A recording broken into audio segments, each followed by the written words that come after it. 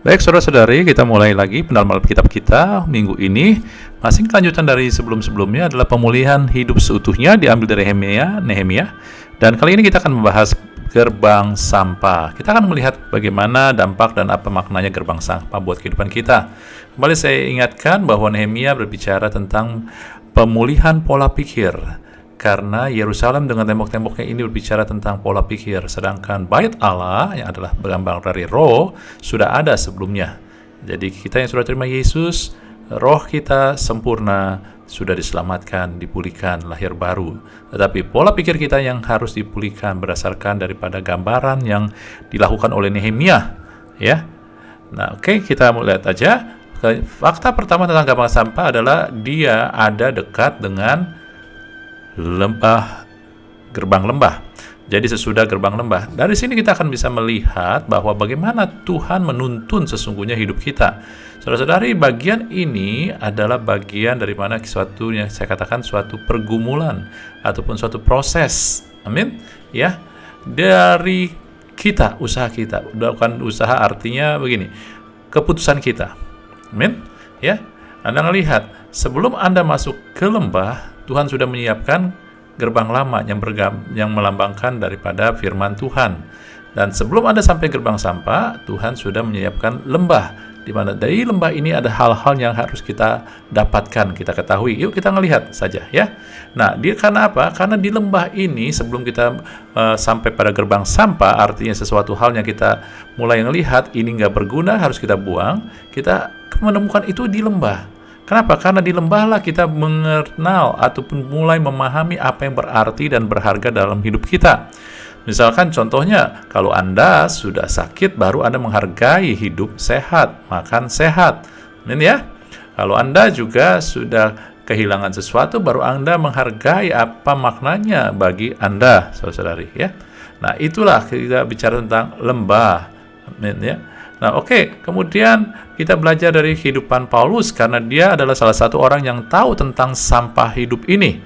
Paulus mengatakan, ya saudara, dalam Filipi 3 ayat 7-8, apa yang dulu keuntungan bagiku sekarang kuanggap rugi karena Kristus. Malahan segala sesuatu aku anggap rugi karena pengenalan akan Kristus Yesus Tuhanku lebih mulia daripada semuanya. Oleh karena dialah aku telah melepaskan semuanya itu dan menganggapnya sampah supaya aku peroleh Kristus. Paulus dengan kata lain, dia mengenal sampah dan apa yang mulia ketika berada di lembah. Di lembahlah Anda mulai tahu mana sampah, mana mulia.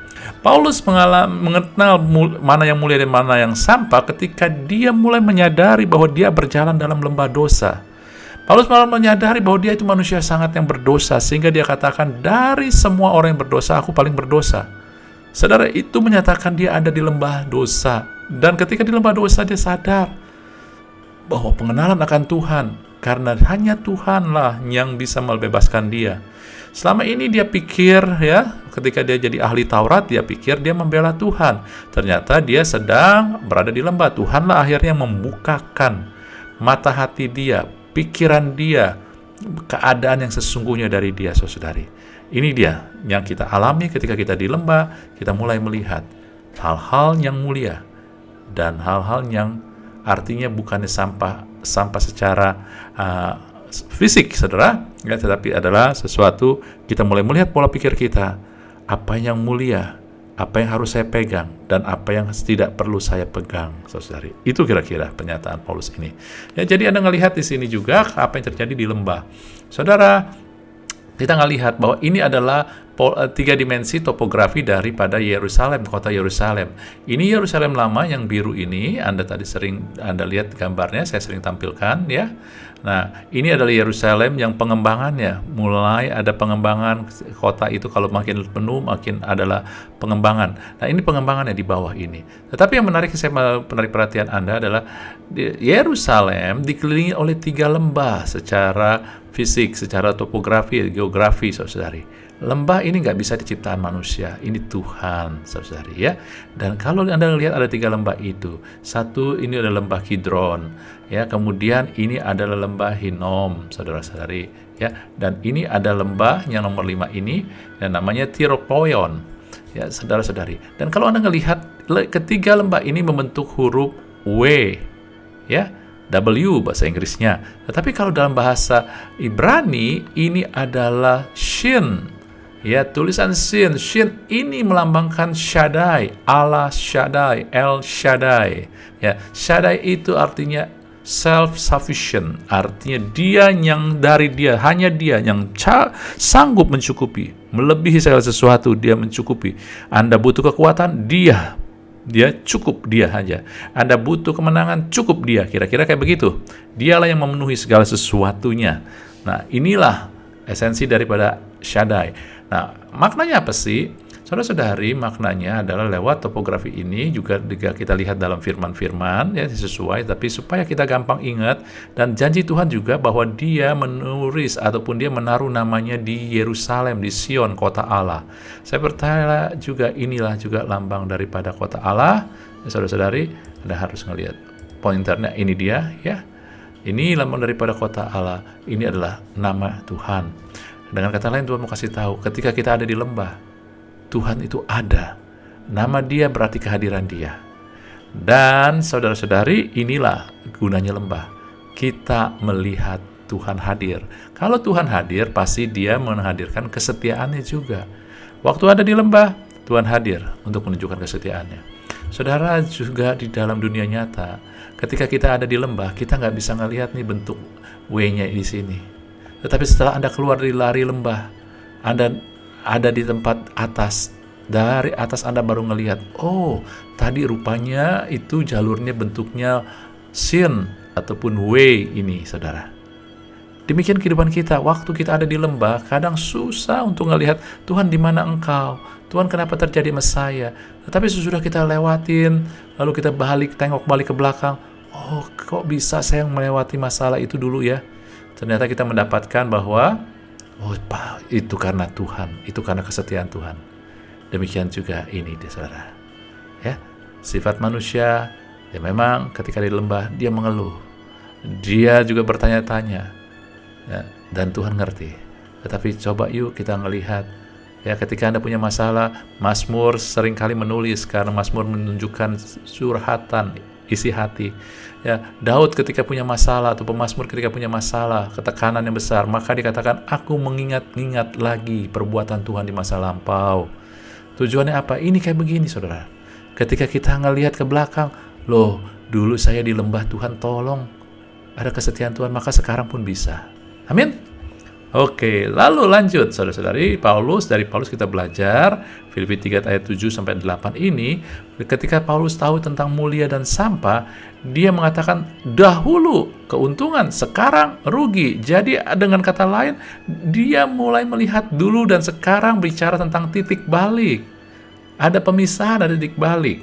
Ya, dengan kata lain, ada sesuatu yang baru sekarang ini. Dan kalau Anda melihat secara lokasi, ya, gambaran di sini gerbang sampah, sesudah Anda melewati gerbang sampah, ya, masalah-masalah dulu yang sampah-sampah Anda buang, maka sekarang titik balik, ya, tajam sekali titik baliknya ini, langsung nanjak ke atas. Ya, ini lembah, saudara. Ini lebih tinggi, bukit lebih tinggi, ini lebih turun ke bawah, yang paling rendah di tempat gerbang sampah. Maka ketika Anda sudah melewati gerbang sampah, itu titik balik untuk langsung berubah arah, saudara-saudari. Amin. Kita berjumpa dengan gerbang mata air, bukan gerbang air mata. Gerbang mata air melambangkan Roh Kudus. Bukan Roh Kudus baru datang, baru ada. Enggak, Roh Kudus sudah ada, tetapi ketika kita buang sampah-sampah kehidupan, Roh Kudus baru efektif. Kuasanya bisa bekerja dalam hidup kita. Amin. Ya, jadi Anda melihat di sini. Luar biasa, kita butuh gerbang sampah. Ya, kenapa? Karena kalau kita biarkan sampah-sampah, Nehemia 4:10 katakan, tenaga kita habis mengangkut muatan karena sampah masih banyak bertumpukan.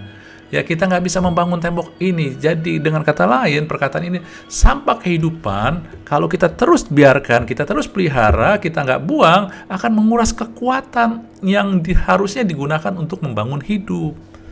Ini dengan kata lain ini, ya, kami udah kehabisan tenaga untuk mengangkut muatan untuk membangun tembok ini. Kenapa? Karena sampah masih banyak, bertumpuk. Kami masih urusan di sampah. Itu dia. Nah, sekarang pertanyaannya, apa aja sih sampah? Nah, kita belajar apa itu sampah dari Kolose 3 ayat 5 Saya pakai terjemahan bahasa Indonesia sehari-hari ya. Sebab itu matikanlah keinginan-keinginan dunia yang merongrong dirimu seperti percabulan, hal tidak senonoh, hawa nafsu, keinginan yang jahat, keserakahan. Karena keserakahan adalah serupa dengan menyembah berhala. Saudara, dengan kata lain firman Tuhan katakan sampah yang pertama yang harus Anda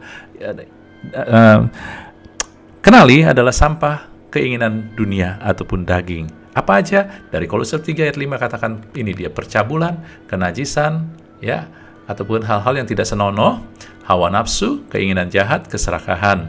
Saudara-saudari, ini dia sampah-sampah duniawi daging, saudara-saudari. Ya.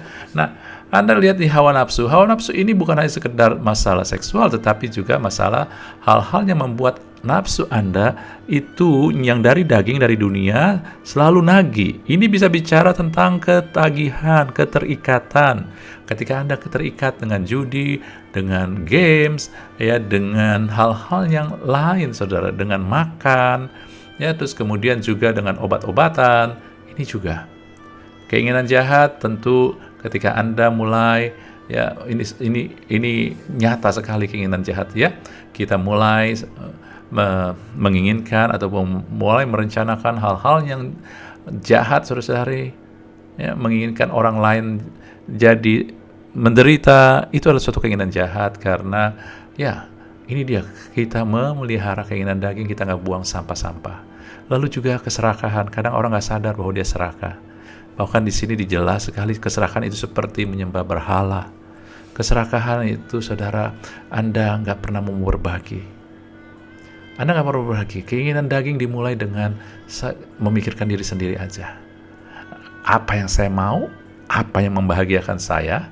Nah, akhirnya Anda akan menjadi serakah. Timbul. Ini semua berhubungan, saudara-saudari. Ya, satu sama lain akan saling menguatkan. Ketika Anda terus dengan ini percabulan, maka hawa nafsu Anda akan terus menuntut. Kemudian akan akhirnya timbul keinginan jahat. Ya. Hal-hal kemudian ini juga keserakahan, ya. Ini dia, Anda sudah dapat yang baik, Anda menginginkan yang lebih lagi. Kira-kira kayak gitu. Yang kedua, dari Kolose 3 ayat 8a. Sekarang hendaklah kalian membuang hal-hal yang jahat dari dirimu, jangan lagi marah, mengamuk atau mempunyai perasaan benci terhadap orang lain. Saya ini berarti sampah yang kedua adalah sampah dari karakter ataupun temperamen buruk. Apa aja dalam firman Tuhan dikatakan marah, melampiaskan murka, kebencian, dan dengki. Marah ini, saudara-saudari, bukan berarti hanya sekali-kali, tetapi menjadi karakter Anda, temperamen Anda, pemarah. Nah, melampaskan murka ini bersifat adalah Anda, contohnya Anda punya masalah di pekerjaan, di usaha, di apapun juga di luar, lalu Anda lampiaskannya di orang-orang yang dekat dengan Anda, pasangan hidup Anda, anak-anak Anda, itu melampiaskan murka. Kemudian kebencian ataupun kedengkian, dengki, iri, benci, ya, sifat kita kadang-kadang bukan hanya sekali perbuatan orang, tetapi kadang-kadang apapun juga perbuatan orang, apapun juga, ya, kita ngelihat orang, kita ngiri, saudara. Anda tahu itu akhirnya bisa jadi temperamen. Temperamen artinya begini, saudara, itu akan menjadi sikap Anda, ya. Nah, itu berbahaya kalau menjadi sikap.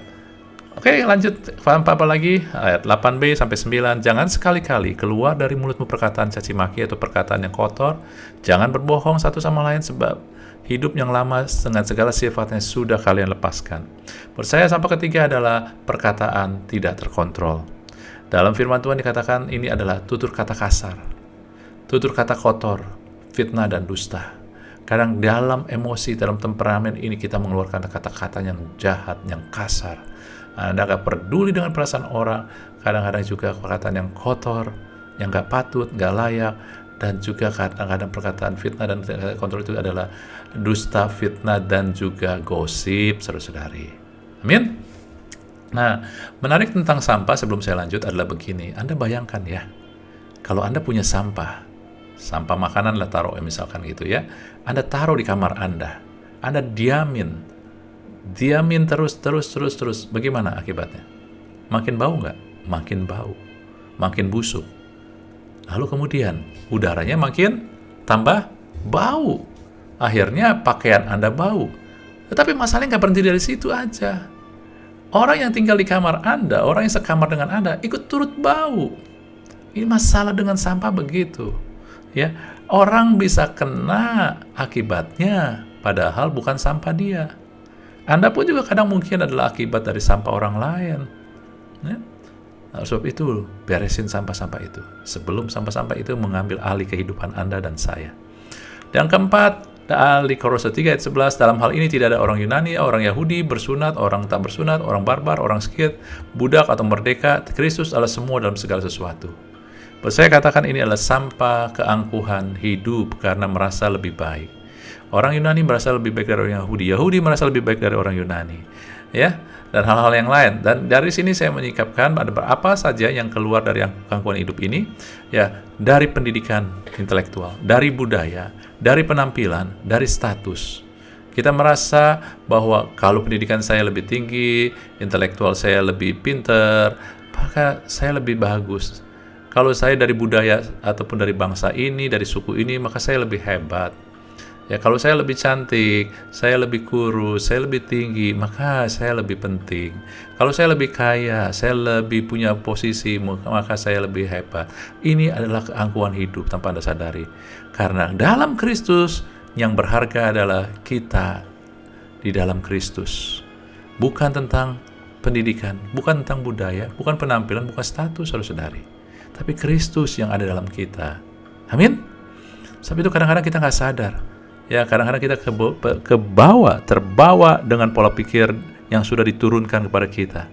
Banyak kali saya juga mengalami hal tersebut, tetapi setelah kenal Kristus, kita buang itu semua pola pikir yang tidak mencerminkan pola pikir kerajaan Allah. Karena kita diciptakan untuk memiliki pola pikir kerajaan Allah, tetapi untuk membuangnya itu, kerajaan Allah, prinsip kerajaan Allah tidak pernah maksa. Prinsip kerajaan Allah adalah Anda diberi kehendak bebas. Adalah kehendak bebas Anda mau buang atau tidak. Bagian Tuhan adalah menyingkapkan, membukakan. Ini loh keinginan daging. Inilah temperamen buruk yang harus Anda buang. Inilah perkataan-perkataan yang Anda nggak boleh pakai. Inilah juga keangkuhan hidup yang Anda jangan tonjolkan, harus Anda buang. Tapi Anda yang harus buang sampah itu, bukan Tuhan. Amin. Ya. Lalu saudara-saudara, kita lanjut aja. Ya. Seperti sebelum-sebelumnya, bahwa kita ngelihat siapa yang membangun pintu gerbang sampah itu. Ya, pintu gerbang sampah, satu ayat, kalau Nehemia 3 ayat 14 katakan, diperbaiki oleh Malkia bin Rekhab, penguasa wilayah Bet Keren. Ia membangun kembali, memasang pintunya dengan pengancing-pengancing dan palang-palangnya. Saudara-saudari, Anda melihat, perhatikan, siapa yang bangun pintu gerbang sampah yang dianggap dan saat itu pun pintu gerbang yang kurang berarti? Seorang ataupun kelompok penguasa wilayah Bet Kerem. Saudara-saudari, Malkia, namanya hebat, Malkia. Pakai H ya, mesti harusnya. Yah itu Allah. Ya, Malk itu Melek. Dari kata Melek itu raja, Allah raja. Saudara-saudari, gerbang sampah diperbaiki oleh seorang raja, seorang penguasa. Ini bicara apa sih? Nggak mungkin ini terjadi kalau penguasa ini nggak rendah hati. Suatu pintu gerbang yang nggak ada, yang dianggap sampah, dianggap sisa-sisa, tetapi dengan rendah hati, seorang penguasa, yang diperlihatkan dengan Allah adalah raja, dia punya kerendahan untuk membangun. Jadi ini dia orang, dan juga yang terlibat kata-katanya. Malkia, Allah adalah raja. Rekhab artinya adalah mengendarai ataupun mengendalikan. Bet Kerem, Bet itu rumah, Kerem itu kebun anggur. Rumah kebun anggur, saudara-saudari. Dari sini Anda bisa ngelihat yuk, ya. Pertama kita ngelihat rumah kebun anggur. Hidup kita ini di mata Tuhan adalah kebun anggur. Anda tahu kebun anggur itu bagaimana? Kebun anggur kita diciptakan untuk mengalami sukacita. Dari sebelumnya, pelajaran sebelumnya kita ngelihat salah satu kebutuhan manusia adalah untuk berbahagia. Dan untuk bahagia harus dipenuhi sukacita. Tetapi kalau kita dipenuhi sukacita karena keadaan sekeliling kita ataupun dunia, maka kita nggak bisa sukacita karena akan berubah, nggak pernah kekal. Tetapi ketika kita dipenuhi sukacita oleh karena Tuhan, maka itu nggak ada yang bisa ambil. Nah, ini yang Tuhan mau. Ya, ada dua hal yang Anda harus perhatikan di sini. Ketika kita dipenuhi sukacita, satu, ya, Anda diciptakan untuk dipenuhi sukacita. Tuhan menyediakan sukacita itu. Kalau nggak mengalami, karena sampah-sampah itu masih banyak, gitu. Kedua, kita diciptakan untuk sukacita Tuhan. Oh, bagaimana saya bisa sukacita Tuhan? Apakah perbuatan kita? Enggak. Diri Anda aja itu. Bukan tentang perbuatan Anda. Perbuatan kita itu enggak ada sesuatu yang memenuhi standar Tuhan. Contohnya begini, ketika seorang grandma, grandpa mempunyai cucu, kakek, nenek mempunyai cucu itu nggak melakukan apa-apa, tetapi cucu itu menjadi sukacita daripada grandma, grandpanya, kakek, neneknya. Ya, walaupun yang melahirkan ya ibu ataupun mama daripada anak itu, tapi buat grandma, buat kakek, nenek, dia penuh, cucu ini jadi sukacita dia. Cucu itu nggak melakukan apa-apa. Demikian juga kita diciptakan dengan kasih dan untuk sukacita Tuhan. Sukacita Tuhan arti bukan digunakan semena-mena, tapi kayak tadi, seorang kakek nenek melihat cucunya, oh, cucunya jadi sukacita dia. Amin. Itu kira-kira kita hidup harus dengan sukacita, dipenuhi sukacita, dan kita adalah sukacita Tuhan. Kemudian anggur itu untuk dinikmatin, dapat dinikmatin. Anda bisa menikmati Tuhan, dan Tuhan ataupun sekeliling Anda bisa menikmati Anda. Yang membuat nggak bisa nikmati adalah sampah.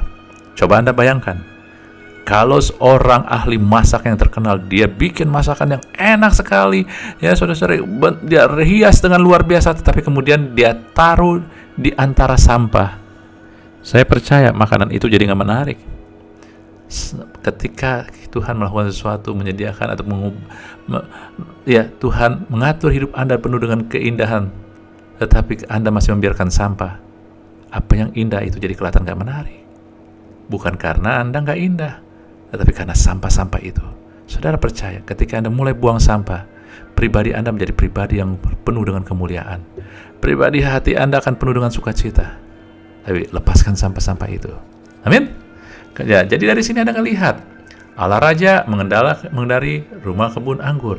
Nah, ini juga berbicara tentang begini, saudara. Oh, kita mau kan Tuhan jadi raja di hidup kita? Seringkali kita belajar, ya, dalam pelajaran keselamatan, kita sering lihat gambaran hati, kemudian salibnya di tengah. Ini mewakili, melambangkan bahwa Allah Raja di hati kita. Nah, bentuknya apa sih kalau Allah di hati kita? Pintu gerbang sampah ini bisa memperlihatkan. Dari sini kita bisa melihat, menjadikan Allah Raja di hidup kita adalah membuang sampah-sampah hidup. Artinya mengizinkan Tuhan mengendalikan apa yang disimpan dan apa yang dibuang dalam hidup kita, saudara-saudari. Karena kita ini kebun anggur Allah, kebun anggur Tuhan. Amin. Jadi kalau Anda mau menjadikan Allah Raja di hidup kita, buanglah sampah-sampah di hidup kita. Hah? Mungkin Anda bertanya, bagaimana caranya Pak buang sampah di hidup kita? Puji Tuhan, Tuhan selalu memperlakukan kita sebagai seorang anak. Artinya apa? Ya, Anda bertumbuh dari bayi, remaja, dewasa. Ketika Anda masih bayi, ya, kadang Anda nggak tahu mana yang sampah. Apapun yang Anda mau makan, Anda makan. Orang tua Anda yang ini nggak boleh. Bersihin Anda, buang segala. Ya, tetapi itu juga ketika Anda baru jadi bayi Kristen, Tuhan yang buang sampah-sampah itu. Tapi kemudian Anda bertumbuh, Anda semakin tahu ini nggak boleh dan itu, dan akhirnya sesudah Anda dewasa, keputusan Anda mau buang apa enggak, dan Anda sudah tahu itu. Nah, ini juga, jadi semakin Anda kenal Tuhan, mendekat sama Tuhan aja, kenalin firman Tuhan, belajar mengenal Tuhan, Anda bertumbuh, maka Anda tahu sampahnya mana dan bagaimana cara membuangnya. Kalau di dalam Tuhan bukan ada pengetahuan, tetapi ada tuntunan. Semakin Anda memberikan hidup dituntun Tuhan, semakin Anda akan dapat melakukan apa yang Anda nggak pernah pikirkan, menggenapi firman Tuhan. Amin. Dan enaknya saudara, seperti tadi saya katakan, setelah sampah-sampah ini dibuang, maka kehidupan Anda langsung ada titik balik. Ya, Roh Kudus bekerja. Bukan Roh Kudus nggak ada, Roh Kudus sudah ada dalam hidup Anda, tapi karena kebanyakan sampah, Anda nggak bisa mendengarkan ataupun nggak bisa bekerja sama dengan Roh Kudus karena Anda mikirin sampah terus, ciumin bau terus. Itu ya gambarannya. Tapi setelah Anda buang sampah-sampah itu di depan kita, maka kita, Roh Kudus ini bisa bekerja. Nanti kita akan belajarin apa aja yang kita nikmati ketika Roh Kudus itu menjamah ataupun bekerja dalam hidup kita. Amin, saudara-saudari. Oke, kita cukupi pendalaman Alkitab kita untuk minggu ini. Kiranya memberkati kita semua dan Tuhan memberkati kita. Amin.